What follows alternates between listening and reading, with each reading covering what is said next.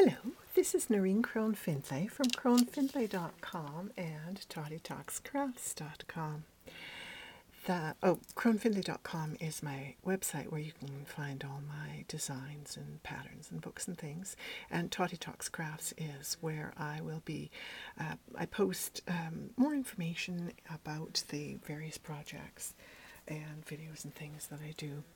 It's my blog. And for the next 4 months, www.merrickslooms.com is going to be showing up on a lot of my videos because I'm doing their social networking for a Merrick's Loom campaign, which is really fun because I chronicle my journeys with the Merrick's Looms, and they have given me a lovely Merrick's Loom.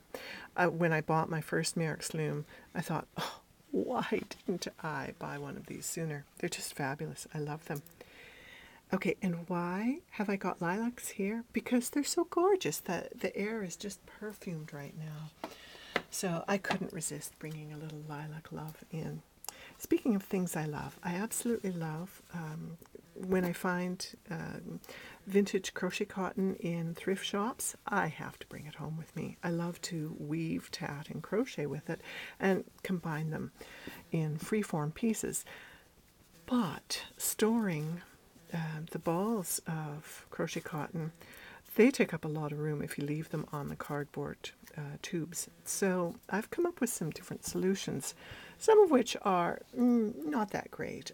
Using an old spool, well, that works okay, but they have a tendency to, the threads come out of the end and tangle, and not great. The solution that I have been using now for years is to use old business cards or credit cards that have expired, or just pieces of cardstock. You know, when you get cardstock that comes as junk mail, cut it into a bobbin shape, and then you can wind your thread onto that. That's good. That's a step up from the using the wooden spool. But the other night, when I had insomnia, I came up with an even better solution. Now, you know how you can take paper and wind it around the shaft of your bobbin winder to make a pern. Well, not a pern, a what's that called? A quill. A quill. Yes.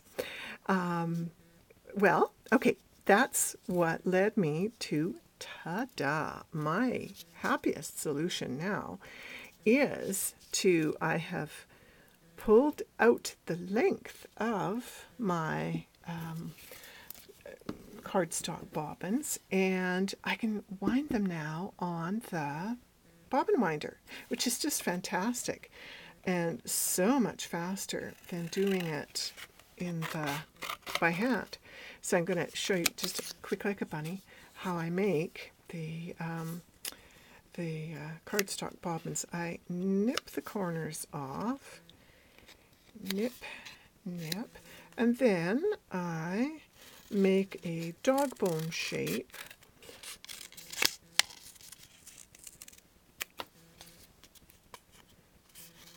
like this. And then I snip a notch at each end. Now, what I'm going to have to do is beg your indulgence while I tilt the camera up to the bobbin winder, and hope I don't give you seasickness in doing that. Okay, there. Sorry about the lurch. Now, what I'm going to do is, hopefully this little darling is not too tangled. So I'm going to show you how I wind these speedy, nifterini little cardstock bobbins. I hold the thread behind now, and then I'm going to tilt this one more little tilt. Okay, and then I take the thread around And I usually do it wrong the first time. So, oop, this time I got it right. That's amazing. And then you just wind merrily along. And